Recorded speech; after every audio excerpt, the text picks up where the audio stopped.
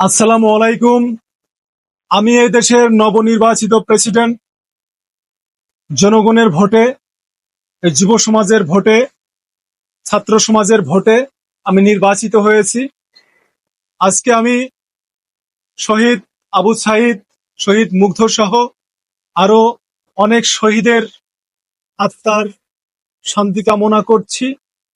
যারা সাধারণ ছাত্রছাত্রী, যারা সমন্বয়ক, যারা এদেশের সাধারণ মানুষ, যারা যারা এই স্বাধীনতার পক্ষে ছিল, সবার প্রতি আমার ভালোবাসা। আজকে আমার প্রথম জাতির উদ্দেশ্যে ভাষণ। প্রিয় দেশবাসী, আজকে আপনারা যে দেশ পেয়েছেন, সেই দেশ রক্ষা করার দায়িত্ব আপনাদের নিজেদের। আমাকে আপনারা নির্বাচিত করেছেন।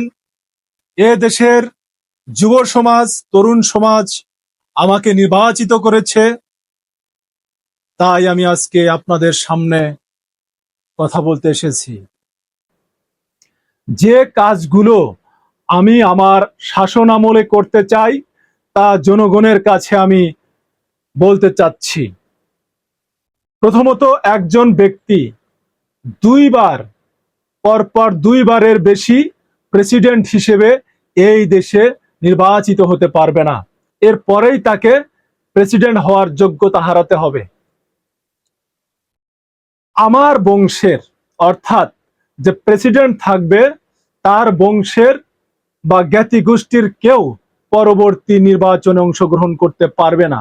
অর্থাৎ প্রেসিডেন্টের ছেলে প্রেসিডেন্ট হতে পারবে না, রাজার ছেলে রাজা হতে পারবে না। এতে হবে কি, দেশের একজন প্রত্যন্ত অঞ্চলের কৃষকের ছেলেও প্রেসিডেন্ট হওয়ার স্বপ্ন দেখতে পারে। প্রেসিডেন্ট হওয়ার স্বপ্ন শুধু বংশ পরম্পরায় আসবে না। অর্থাৎ যোগ্যতা থাকলে, শিক্ষা থাকলে, অভিজ্ঞতা থাকলে একজন কৃষকের ছেলেও দেশের প্রেসিডেন্ট হওয়ার সুযোগ পাবে। নেতা নির্বাচিত হবে মেধার ভিত্তিতে, যোগ্যতার ভিত্তিতে, টাকা পয়সার ভিত্তিতে নয়।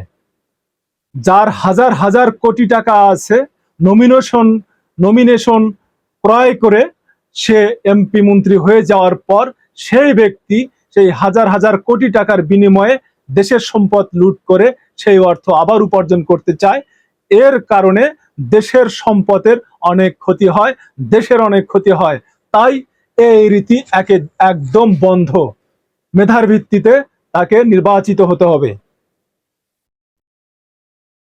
আর একটা কথা, আমাকে খুশি করার জন্য কোনো প্রকার অর্থ, মদ, মেয়ে মানুষ দিয়ে খুশি করার চেষ্টা করা যাবে না। যারা এই অপচেষ্টা করবে তাদেরকে কঠিন শাস্তির আওতায় আনা হবে। আমার দেশের প্রত্যেকটি মানুষকে, প্রতিটি সুস্থ মানুষকে 1 বছরের বাধ্যতামূলক সামরিক প্রশিক্ষণ নিতে হবে। এই পৃথিবীতে টিকে থাকতে হলে সামরিক শক্তির বিকল্প নেই। এই দেশ পৃথিবীর 8ম সামরিক শক্তির মর্যাদা লাভ করবে, কারণ আমাদের দেশ পৃথিবীর 8ম জনশক্তির দেশ। অর্থাৎ এই দেশে 20 কোটি মানুষ 20 কোটি যোদ্ধায় পরিণত হতে হবে। দেশের যে কোনো আপদকালে 20 কোটি মানুষ যুদ্ধে ঝাঁপিয়ে পড়তে পারে। শ্রম আইনের আওতায় পড়ে না এরকম বয়সের ঊর্ধ্বে প্রত্যেকটি মানুষকে পার্ট টাইম চাকরির ব্যবস্থা করব আমি। অর্থাৎ পার্ট টাইম চাকরি করে তারা পড়াশোনাও করবে এবং অর্থ উপার্জন করবে। ছোট বয়স থেকেই তাদেরকে অর্থ উপার্জনের একটি অভ্যাস গড়তে হবে। আমার দেশের গ্রামে যারা রয়েছে, অর্থাৎ গ্রাম থেকে মেধাবী ছাত্রগুলো ঢাকায় এসে পড়াশোনা করতে পারে না। শুধুমাত্র ঢাকায় এসে কোথায় থাকবে, কোথায় খাবে, কোথায় ঘুমাবে, কোথায় পরীক্ষা দিবে, এই সবের চিন্তা ভাবনা করে তারা, মেধাবী ছাত্রগুলো ঢাকা পর্যন্ত আসে না। ভালো ভালো বিশ্ববিদ্যালয়ে তারা ভর্তি হতে পারে না। কিন্তু প্রতিটি এলাকার, প্রতিটি সংসদীয় আসনের নেতা নেত্রী, সংসদ সদস্যদেরকে তার অঞ্চলের মেধাবী ছেলে মেয়েদেরকে ঢাকায় এসে বিভিন্ন বিশ্ববিদ্যালয় ভর্তি পরীক্ষা দেওয়ার জন্য সুযোগ করে দেওয়ার জন্য তারা সরাসরি সেই সব নেতা নেত্রীদের বরাদ্দকৃত জায়গায় এসে উঠবে এবং তাদের তত্ত্বাবধানে বিভিন্ন বিশ্ববিদ্যালয় পরীক্ষা দেওয়ার সুযোগ পাবে। উন্নত চিকিৎসার জন্য গ্রামের প্রতিটি মানুষ যেন ঢাকা শহর এসে অথবা উন্নত চিকিৎসার জন্য বিভিন্ন উন্নত মানের হসপিটালে এসে চিকিৎসা করতে পারে, এর জন্য তাদেরকে থাকা খাওয়ার ব্যবস্থা করে দিতে হবে এবং তারা যেন একটি সুপরামর্শ পায় কোন ডাক্তার দেখাবে, কোন রোগের জন্য কোন ডাক্তার, এটা যেন তারা সরকারিভাবে এই গাইডলাইনটি পেয়ে থাকে। তারা যেন কখনোই এটা ভাবতে পারে না যে ঢাকা শহরে আমার আত্মীয় স্বজন নেই, আমি কিভাবে উন্নত চিকিৎসা পাবো। গ্রামের প্রত্যেকটি মানুষ যেন এই শহরকে নিজের শহর মনে করতে পারে, এই সরকারকে নিজের ভাই মনে করতে পারে, নিজের বন্ধু মনে করতে পারে, কেউ যেন কোনো প্রকার হ্যারাসমেন্টের শিকার না হয়।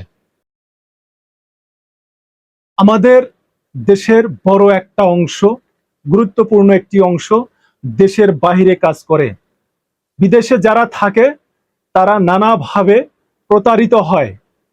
বিদেশ যাওয়ার ক্ষেত্রেও যেরকম প্রতারিত হয়, বিদেশ গিয়েও তারা ঠিকমতো কাজ পায় না, ঠিকমতো বেতন পায় না, মালিকের অত্যাচার, বিভিন্নভাবে তারা আক্রান্ত হয়। মধ্যস্বত্বভোগী যারা আছে, আদম দালাল নামে যারা পরিচিত আছে, তাদের ভুল ইনফরমেশনের কারণে হাজার হাজার মানুষের জীবন নষ্ট হয়ে যায়। আমরা এই প্রতিটি গ্রামে আমরা কমিটি করে দিব, যারা বিদেশ যাবে ওই কমিটির সাথে যোগাযোগ করে সঠিক ভিসা নিয়ে সঠিক জায়গায় তারা যাতে যেতে পারে সেই ব্যবস্থা করা হবে।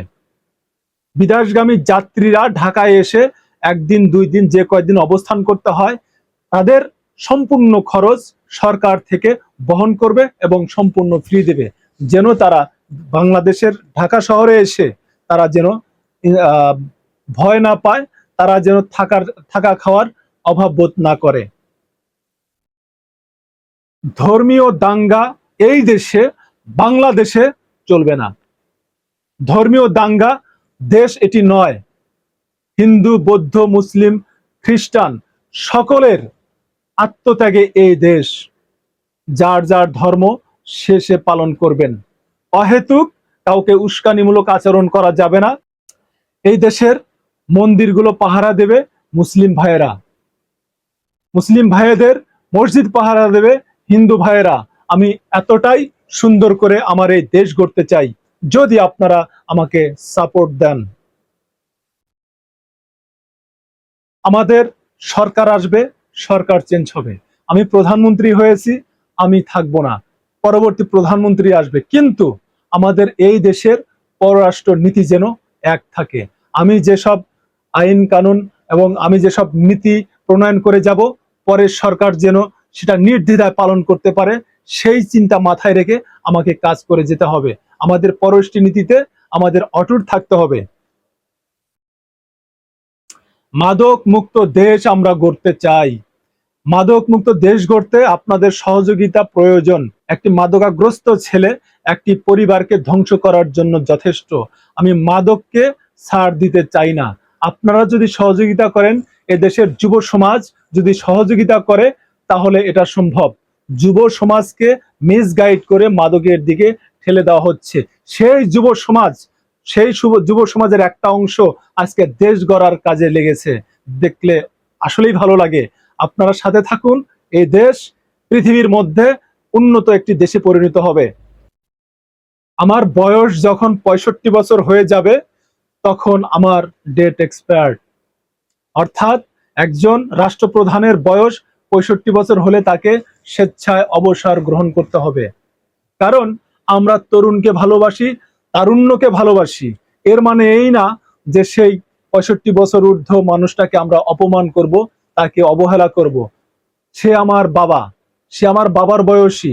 আমরা যেরকম আমার বাবা মাকে একেবারেই ভালোভাবে আদর যত্ন করে পালি, অর্থাৎ তারা বৃদ্ধ হয়ে গেলে তাদের দায়িত্ব আমাদের, তদরূপ একজন প্রেসিডেন্ট যখন বৃদ্ধ হয়ে যাবে, তাকে তাদের দায়িত্ব এই দেশের যুব সমাজের।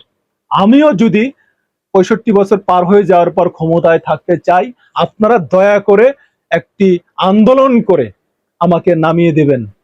আমি হয়তোবা ক্ষমতার লোভে আমি অন্ধ হয়ে যাব, তখন আমি নামতে চাবো না, বিভিন্ন ধরনের আইন প্রণয়ন করে থাকার চেষ্টা করব, কিন্তু আপনারা সেটা মেনে নেবেন না। আমাকে যদি আপোষে আমি না নামি, তাহলে ঘাড় ধাক্কা দিয়ে আমাকে নামিয়ে দিবেন, এতে আমি মাইন্ড করব না আশা করছি। দুর্নীতি দমনে নতুন নতুন কৌশল অবলম্বন করব। আমরা জানি যে কোথায় কোথায় দুর্নীতি হয়, কিভাবে দুর্নীতি হয়। আমি দুর্নীতিবাজদের দিয়েই, যারা বর্তমানে চিহ্নিত দুর্নীতিবাজ, তাদের দিয়েই আমি একটি দুর্নীতি দমন একটি কমিশন গঠন করব।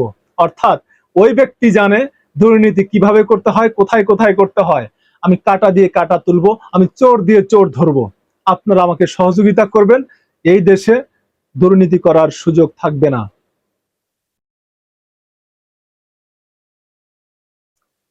ক্ষমতাকালীন সময়ে কোনো নেতা নেত্রীর ছেলে মেয়ে, সরকারি কোনো ঊর্ধ্বতন কর্মকর্তার ছেলে মেয়ে বিদেশে যেতে পারবে না। শুধুমাত্র যেতে পারবে শুধুমাত্র স্কলারশিপ নিয়ে। আর 10 জন ছেলে মেয়ে যেভাবে যায়, তারাও ঠিক সেভাবেই যেতে পারবে। এই নেতা নেত্রীর ছেলে মেয়েরা কিংবা সরকারি ঊর্ধ্বতন কর্মকর্তার ছেলে মেয়েরা অথবা তারা নিজেরা বিদেশি কোনো নাগরিক হতে পারবে না। যদি সরকারের কাছে এ ধরনের কোনো ইনফরমেশন আসে যে তারা বাইরের কোনো দেশের নাগরিক হয়েছে, তাহলে বাংলাদেশের তার নাগরিকত্ব বাতিল করে দেওয়া হবে, তার সম্পত্তি বাজেয়াপ্ত ঘোষণা করা হবে, সে তার সম্পত্তি হয়ে যাবে সরকারি সম্পত্তি। এ কারণেই বলছি, আমার ছেলে যদি বাইরের কোনো দেশের নাগরিক হয়ে থাকে, তাহলে আমার এই দেশের প্রতি ভালোবাসা থাকবে না। আমার তো একটি যাওয়ার একটা নিরাপদ জায়গা আছে, আমার ছেলের কাছে আমি চলে যাব, তাহলে কি হবে দেশের সেবা করে? যেমন ইচ্ছা তেমন আমি দেশ চালাবো। তাই আমি আইন করে দিয়েছি যে কোনো নেতা নেত্রী, ঊর্ধ্বতন কর্মকর্তার ছেলে মেয়ে দেশের বাইরের নাগরিকত্ব নিতে পারবে না। আমি মেধা পাচার রোধ করতে চাই। এদেশের মেধাবী লোকদের যথোপযুক্ত সম্মান দিয়ে তাদের চাকরির ব্যবস্থা করে দিতে চাই। মেধা পাচার করা যাবে না। এই দেশে আপনার জন্ম, এই দেশের আলো বাতাস খেয়ে আপনি বড় হয়েছেন। এই দেশের মেধা, যখন আপনি মেধাবী হয়ে গেলেন, যোগ্য হয়ে গেলেন, তখন আপনি অন্য দেশের সম্পদে পরিণত হলেন। এটি দেশের সাথে বেইমানি, এটি দেশদ্রোহী আমার কাছে মনে হচ্ছে।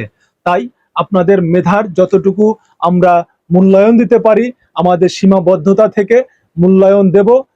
ধীরে ধীরে আপনাদের অনেক বেশি মূল্যায়ন করব। দয়া করে আপনারা মেধাবী হয়ে দেশের বাইরে চাকরি নিয়ে থাকবেন না। দেশের বাইরে কাজ করার জন্য আমাদের জনগণকে জনশক্তিতে রূপান্তরিত করে আমরা পাঠাতে পারবো, কিন্তু অনেক বেশি মেধাবী লোক এদেশ থেকে চলে গেলে আমরা মেধা শূন্যতায় ভুগবো। অর্থ পাচার একেবারেই রোধ করব, এমন একটি সিস্টেম আমরা দাঁড় করিয়েছি। একটি টাকা কোনোভাবে পাচার হওয়ার কোনো সম্ভাবনা নেই। কোনো সরকারি ব্যক্তি, কোনো নেতা নেত্রী একটি টাকা পাচার করতে পারবে না। জনগণকে আশ্বাস করছি, আপনাদের টাকা, আপনাদের ঘামের টাকা এই দেশেই থাকবে, বিদেশে যাওয়ার কোনো সুযোগ নেই। ইতিপূর্বে যারা হাজার হাজার কোটি টাকা দেশ থেকে পাচার করে বিদেশে গিয়েছে, তাদেরকে আপনারা চেনেন। ওই চিহ্নিত চোরগুলোকে আর আপনারা প্রশ্রয় দেবেন না, এবং যারা গিয়েছে তারা যেন এই দেশে আসতে না পারে। তাদের দেশীয় সম্পদ সম্পূর্ণ আমি বাজেয়াপ্ত ঘোষণা করে দিয়েছি। এই সম্পদ জনগণের সম্পদ। তারা দেশে অর্থ পাচার করে নিয়ে গিয়েছে, তারা সেই দেশে ভালো থাকুক। এই দেশে যেন তাদের কোনো জায়গা না হয়।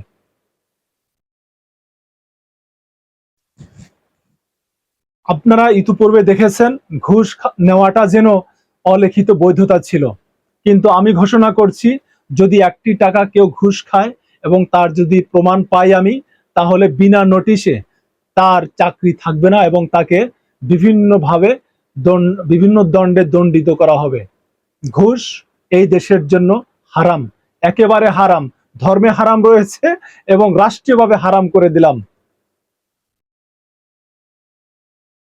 আমাদের দেশপ্রেমের যথেষ্ট অভাব ছিল, আমাদের সিস্টেমে ভুল ছিল। এই দেশের তরুণ সমাজকে আরো বেশি দেশপ্রেমিক করতে, উদ্বুদ্ধ করতে বিভিন্ন ধরনের প্রোগ্রাম হাতে নিচ্ছি এবং সেখানে তারা সংযুক্ত হবে। এ দেশের মানুষকে যত বেশি দেশপ্রেমী বানানো যাবে তত বেশি এদেশের মানুষ সৎ হবে এবং তত বেশি এই দেশ উন্নত হবে। আমাদের দেশের অর্থের সুষ্ঠু বন্টন করতে হবে, অর্থাৎ যেখানে যা সেখানে তাই দিতে হবে, কোথাও বেশি কোথাও কম দিয়ে দেশকে উন্নয়ন করা সম্ভব না। প্রত্যেকটি জেলায় প্রত্যেকটি জায়গায় সমান গুরুত্ব সহকারে উন্নয়ন করতে হবে।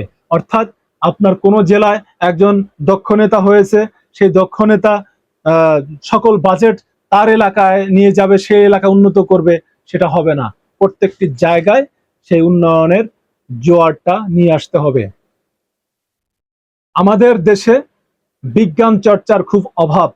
পৃথিবীতে তারাই শাসন করবে, পৃথিবী তারাই শাসন করবে যারা জ্ঞান বিজ্ঞানে উন্নত হবে। আমার দেশে বিজ্ঞানী দেখতে চাই, বিজ্ঞান চর্চা বাড়িয়ে দিতে চাই এবং এই দেশেই বড় বড় ভালো ভালো বিজ্ঞানীর জন্ম হোক, এটা আমি চাচ্ছি। তাদেরকে গবেষণাগার তৈরি করে দিচ্ছি, তাদেরকে বিজ্ঞান চর্চার সুযোগ করে দিচ্ছি।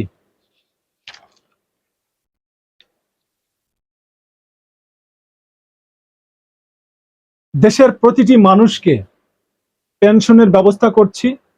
দেশে একটি বেকার থাকবে না, যদি কোনো ব্যক্তি বেকার থাকে তাহলে তাকে বেকার ভাতা দিচ্ছি। এই দেশে যে কারণে বিগত সরকারের পতন হয়েছে, যে সব আচরণে বিগত সরকার প্রশ্নবিদ্ধ হয়েছে, নতুন করে সেই কারণগুলো যেন পুনরাবৃত্তি না হয়। যে কারণে পুলিশ বাহিনী প্রশ্নবিদ্ধ হয়েছে, জনগণের শত্রুতে পরিণত হয়েছিল, সেই কারণটা যেন আবার ফিরে না আসে। আমার দেশের পুলিশ বাহিনীকে স্বচ্ছ করে গড়ে তুলব। আমাদের যে কারণগুলো, যে অন্যায়গুলো বিগত সরকার করেছিল, সেই কারণগুলোর একটি অনুচ্ছেদ লিখে জাতীয় সঙ্গীত যেভাবে সরকারি বেসরকারি প্রতিষ্ঠানে গাওয়ানো হয়, সেই রকম জাতীয় সঙ্গীতের পরেই সেই অনুচ্ছেদটি পাঠ করে শোনানো হবে। মানুষকে মনে করিয়ে দিতে হবে যে ক্ষমতায় থাকলেই সেই ক্ষমতার অপব্যবহার করা যাবে না, তা না হলে আপনাদের অবস্থানও একদিন এরকম বিপর্যয় ডেকে আনবে। সবাইকে বাক স্বাধীনতা দিয়েছি, আপনারা যে যা ইচ্ছে তাই বলতে পারেন, যে যা ইচ্ছে তাই লিখতে পারেন, তাই দেখাতে পারেন। আপনার টেলিভিশনে, ফেসবুকে, ইনস্টাগ্রামে, ইউটিউবে, পত্রপত্রিকা আপনারা যা ইচ্ছে তাই লিখতে পারেন। আপনাদের বাক স্বাধীনতা দেওয়া হলো।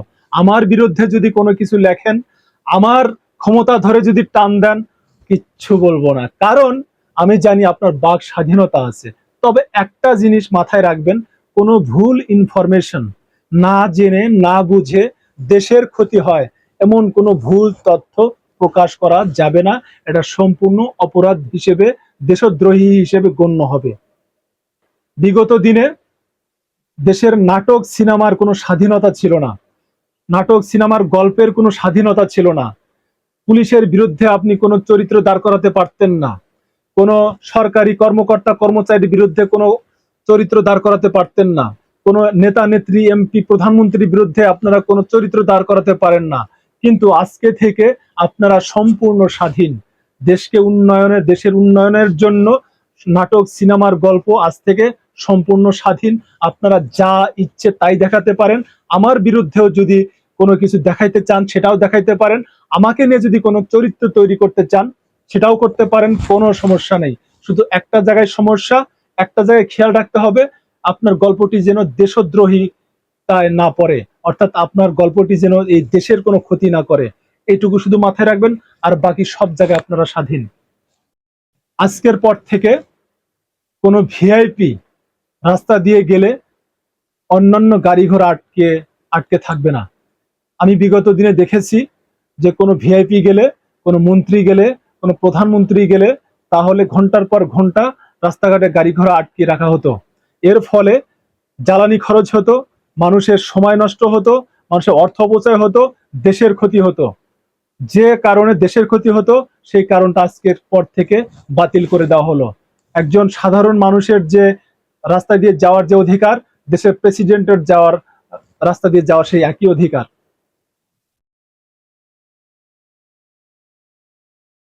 দেশের প্রতিটি মানুষকে অন্তত 1 ঘন্টা করে কৃষি কাজ করতে হবে। আমাদের দেশ কৃষি প্রধান দেশ। উন্নত বিশ্বে সামনের দিকে যে চ্যালেঞ্জটি সবচেয়ে বেশি হবে সেটি হচ্ছে খাদ্য সংকট। এই খাদ্য সংকট নিরসনের জন্য বাংলাদেশকে কৃষির উপর গুরুত্ব দিতে হবে। কৃষি ছাড়া আর কোনো উপায় থাকবে না পৃথিবীতে। যারা কৃষিতে উন্নত হবে, পৃথিবী শাসন করবে তারাই। বাংলাদেশ ষড় ঋতুর দেশ। এ দেশে একটি বীজ বপন করলে যেখানে সেখানে সেখান থেকে গাছ তৈরি হয় এবং গাছ থেকে ফল হয়, শস্য হয়। এতটাই সম্ভাবনার দেশ বাংলাদেশ। সেটা যদি আমরা প্রপার ইউটিলাইজ করতে পারি তাহলে আমরাই পৃথিবীতে রাজত্ব করব আশা করছি। বাংলাদেশে পর্যটন শিল্পের উন্নয়ন ঘটাতে হবে। এই বাংলাদেশে পর্যটন শিল্প উন্নয়নের জন্য নানাবিধ প্রকল্প হাতে নিয়েছি। বিদেশি পর্যটকরা যাতে বাংলাদেশে আসে তাদের সকল সুযোগ সুবিধা দেওয়ার ব্যবস্থা করছি।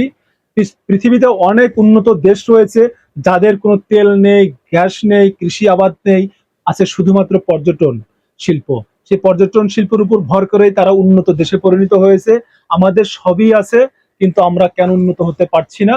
পর্যটন শিল্পকে অবশ্যই বিশ্বমানের শিল্পে রূপান্তর করব, এবং যাতে বিদেশি পর্যটকরা নির্বিঘ্নে এসে বাংলাদেশে ভ্রমণ করে করে যেতে পারে এবং বাংলাদেশে তারা অর্থ খরচ করে যেতে পারে, সেই ব্যবস্থা আমরা করব।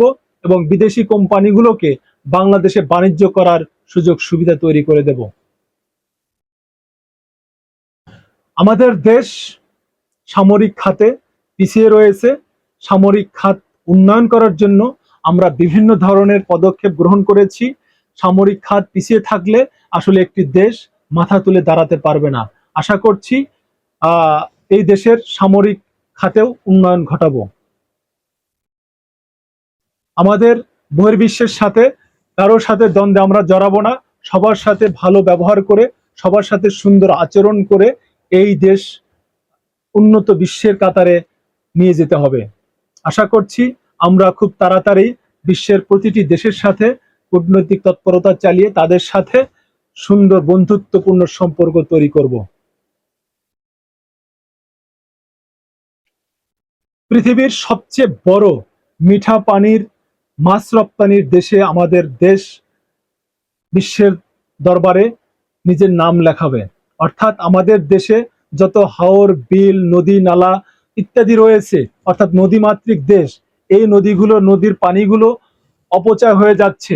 এই পানিগুলো আমরা কাজে লাগাতে পারছি না। আমাদের পুরো একটি দেশ একটি মৎস্য খামারে পরিণত করতে হবে। এই মৎস্য খামার থেকে প্রতি বছর crore crore dollar, billion billion dollar উপার্জন করা সম্ভব। কারণ আমাদের এত বেশি পানি রয়েছে যে পানিতে আমরা মাছ চাষ করলে আমাদের রপ্তানির প্রধান খাত হবে মাছ রপ্তানি।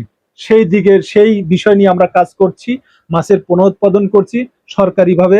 প্রত্যেকটি নদীতে, প্রত্যেকটি ডোবায়, প্রত্যেকটি নালায়, প্রত্যেকটি হাওরে আমরা মাছ চাষ করে এই দেশকে উন্নত বিশ্বের দরবারে পৌঁছে দেব।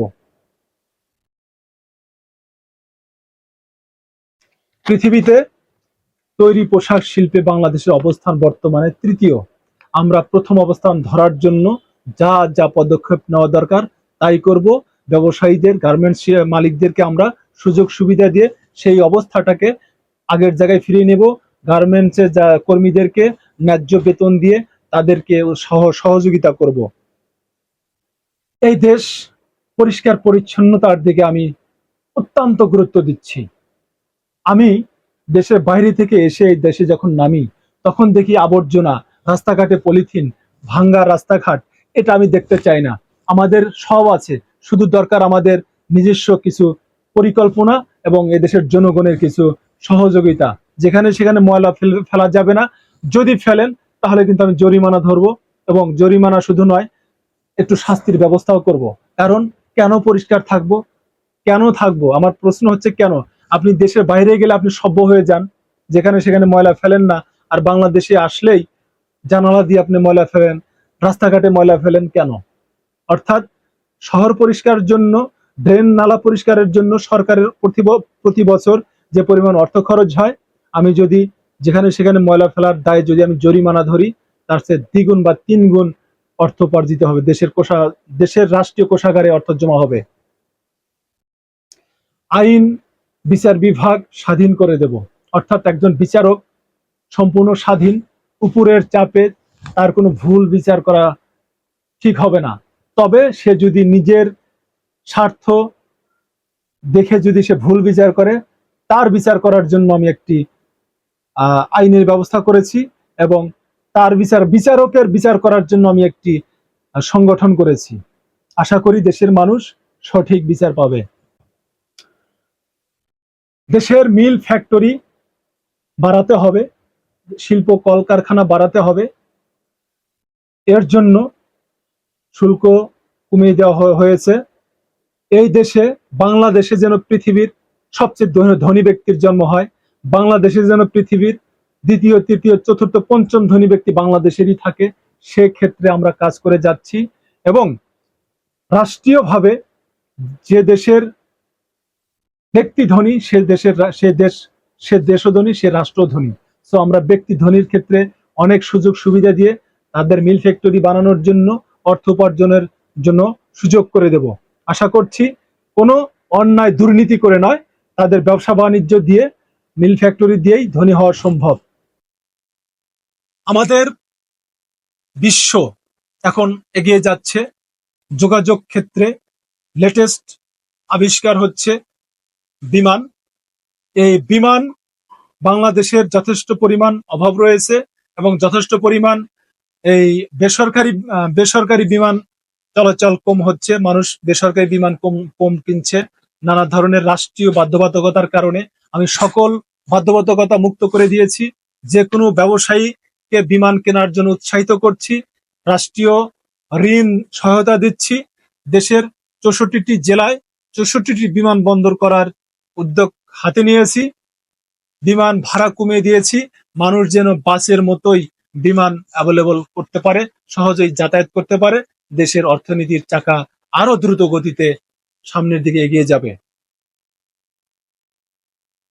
ভূমি সংক্রান্ত বিষয়, জমি জমার বিষয়ে যার জমি তার, সেই সুযোগ আর নেই। জমির মালিক যিনি, তিনিই জমির মালিক থাকবেন, এতে কোনো সন্দেহ নেই। এই জমি জমার কেস বছরের পর বছর চলতে থাকে, সেটা আর দেওয়া যাবে না। 1 মাসের মধ্যে এই সঠিক ব্যক্তিকে জমি বুঝিয়ে দেওয়ার ব্যবস্থা করা হচ্ছে।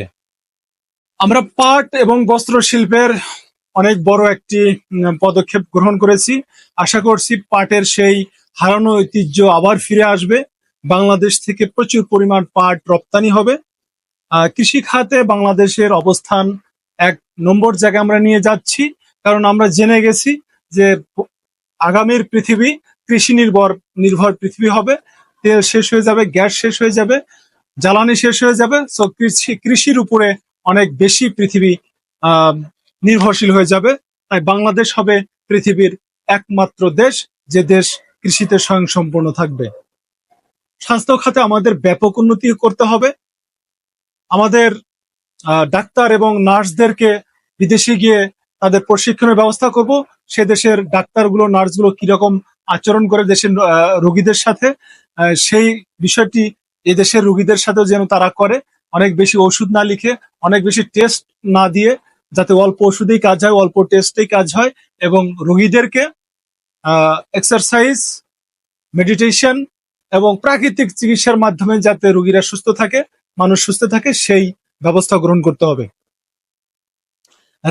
রেল খাতে আমাদের বিগত দিনে ভর্তুকি দেওয়া হয়েছে, কিন্তু আমরা যেসব উদ্যোগ গ্রহণ করেছি সব ইলেকট্রিক ট্রেনে রূপান্তর করেছি, এবং রেল লাইনের উপর দিয়ে এবং পাশ দিয়ে আমরা সড়ক যোগাযোগের ব্যবস্থা করেছি, যাতে ওই জায়গাগুলো কখনো নিরলসভাবে পড়ে না থাকে। কেউ বসে থাকতে পারবে না, বাংলাদেশের কেউ বসে থাকতে পারবে না, কেউ বসে খেতে পারবে না। যদি কেউ বসে থাকে, তাহলে তাকে আইনের আওতায় এনে তার জরিমানা এবং জেলের ব্যবস্থা করা হবে। আপনার 1000 কোটি টাকা থাকলেও আপনি বসে বাংলাদেশে বসে থাকতে পারবেন না। আপনাকে জবাবদিহি করতে হবে, আপনাকে কাজ করতেই হবে। দেশের ক্রিকেট এবং ফুটবলে অবশ্যই আমি এই দেশে বিশ্বকাপ চাই। ক্রিকেটে বিশ্বকাপ চাই, ফুটবলে বিশ্বকাপ চাই এবং অলিম্পিকের স্বর্ণ মেডেল চাই। এর জন্য যা যা করা দরকার, যেখানে যা রদবদল করা দরকার সেখানে তাই করতে হবে। যে খেলোয়াড়রা বাংলাদেশে খেলবে অবশ্যই তাদের ওই বিজ্ঞাপনে অভিনয় করা, তারপরে বিভিন্ন টকশোতে যাওয়া, বিভিন্ন শোরুম উদ্বোধন করা, এসব বন্ধ করতে হবে। ক্রিকেটার ফুটবলারদেরকে কখনোই রাজনীতিতে টানা যাবে না। তারা যে কয়দিন খেলবে সে কয়দিন দেশের হয়েই খেলবে। ওই তাদের হাত থেকে মোবাইল ফোন লিমিটেড করে দিতে হবে, পরিবার পরিজনের সাথে তাদের যোগাযোগ লিমিটেড করে দিতে হবে, কারণ রাষ্ট্র তাদেরকে যথেষ্ট পরিমাণ সাপোর্ট দেয় এবং দিচ্ছে। রাষ্ট্রকেও তাদেরকে পুরস্কার নিয়ে এনে দিতে হবে। এটা হচ্ছে আমার নির্দেশ। দেশের বনাঞ্চল রক্ষার জন্য আমরা উদ্যোগ গ্রহণ করেছি। এই দেশের বনাঞ্চল রক্ষার জন্য আমরা নানা রকম পদক্ষেপ গ্রহণ করেছি। শুধু বনাঞ্চলই নয়, ঢাকা শহরকে একটা বনে পরিণত করার একটা পদক্ষেপ নিয়েছি।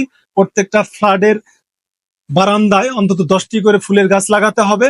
সেটা ফ্ল্যাট মালিক কিংবা ভাড়াটিয়ারা লাগাবে। আর গাছে বাড়ির ছাদে, পুরো ছাদেই হচ্ছে গাছ লাগাতে হবে বাড়ির মালিককে। যদি এটা না করে তাহলে তাকে জেল জরিমানার ব্যবস্থা করেছি। আশা করছি দেশ একটি সবুজ দেশে রূপান্তর হবে।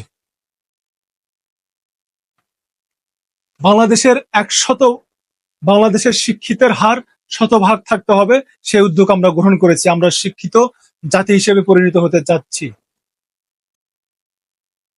ঘরে ঘরে শুধু বিদ্যুতের খুঁটি আর তার দিলেই হবে না, ঘরে ঘরে নিরবচ্ছিন্ন বিদ্যুতের ব্যবস্থা করেছি এবং সেটা চলতেই থাকবে। গ্যাস, বিদ্যুৎ, পানি এর কোনো অভাব হবে না।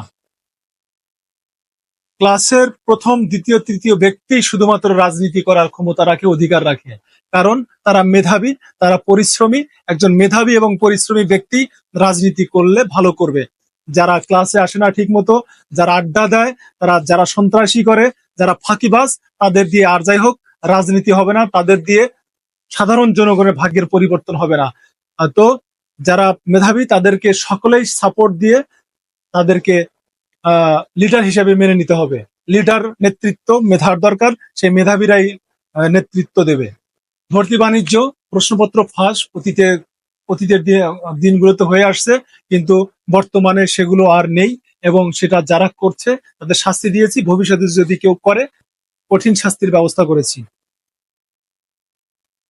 আসলে কাজ করেই খেতে হবে, রাজনীতি করে খাওয়ার সুযোগ নেই। আগে যেরকম রাজনীতি করলে কাজ করতে হতো না, এখন রাজনীতি করলে কাজ করতে হবে, কাজ করেই খেতে হবে। আরেকটি কথা, সর্বশেষ কথা যেটি বলবো, যে প্রেম করলে বিয়ে করতে হবে, বিয়ে করলে সংসার করতে হবে।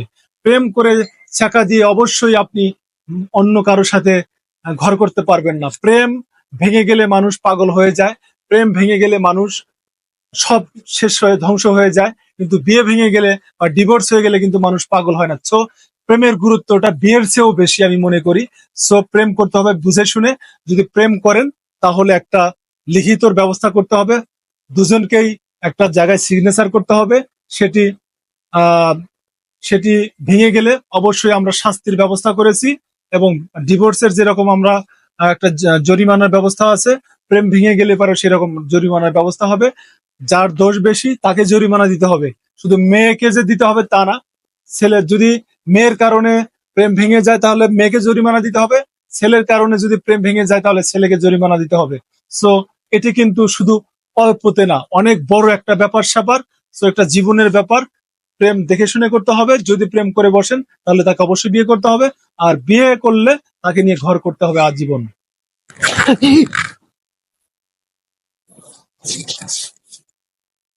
আরে হায় হায় রে, এটা আমি কি স্বপ্ন দেখলাম? হ্যাঁ, যাক, যা দেখছি ভালোই দেখছি। আল্লাহ বাঁচাইছে, এই স্বপ্নটা কয়দিন আগে দেখি নাই।